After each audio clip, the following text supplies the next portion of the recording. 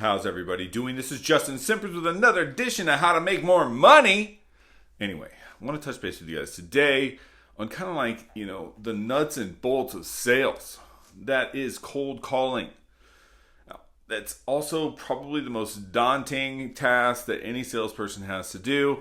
And the biggest hurdle that you have to get over as a salesperson is yourself and your own mind.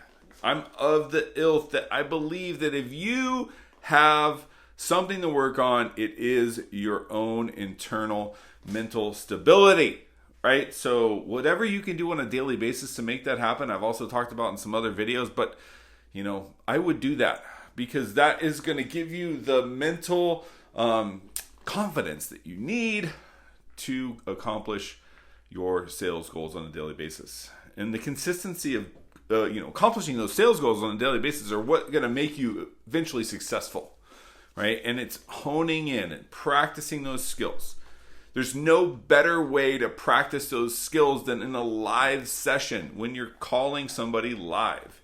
You can role play all you want, but reality of it is that doesn't actually give you, what you need. It's kind of like sparring, boxing and sparring. Sparring is different than an actual fight.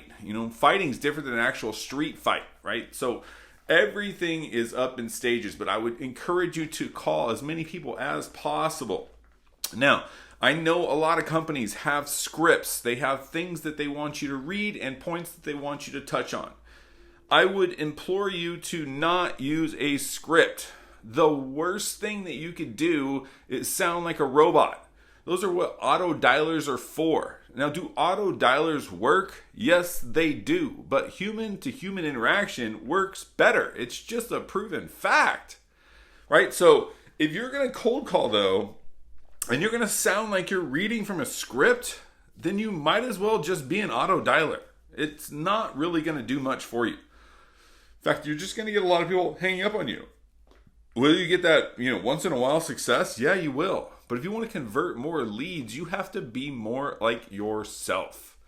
And being true to yourself and knowing who you are, which is, again, part of the sales journey that I talk about, is probably the most important part of just coming across naturally, right? Being a natural person, communicator is just imperative, right? So if you're pitch reading, stop it.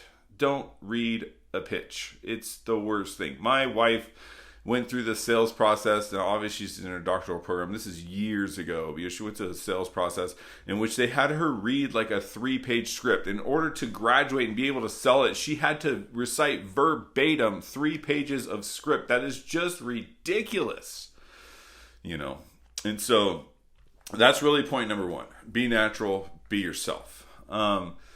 Also, one of the things that you want to do in asking questions and discovering, is boxing people in. And when you're boxing people in, you're basically, asking questions that are going to lead them to, an answer that is desirable for you. And the way in which you ask those questions are important. For instance, I reflect a lot on timeshare because that was where I did a lot of boxing in, right? But, it would be questions like, showing you a better way of vacation would be, would that be advantageous to you and your family? Would you guys have a better quality of life? And that would be a yes question, and why, and then blah, blah, blah. Well, if I show you how you can vacation for cheaper and better, would that make sense to you financially? Those are, again, closing questions, not the best, but I'm just giving you quick examples of boxing somebody in. Yes. And then, financially, how much could you guys afford, to spend on a monthly basis on vacations? How much could you guys afford? And then they're going to tell me, and then I'm like, okay, bang. And then I'm going to show them at the end, okay, so you said you could afford this much a month, that it would be beneficial to you, and that if you could pay this much, have a better vacation, you would do it, no questions asked. Give me a pen, let's do it, right? And so, that's just an example of boxing in. I bring that up because that's eventually to an area where you want to lead the customer to, your solution, right? And your solution is going to provide them something that they need. And you've identified something that they need by the questions that you're asking them and putting it in the forefront of their mind. So when you're boxing somebody in, also don't sound like a robot. It's just the worst thing you can do.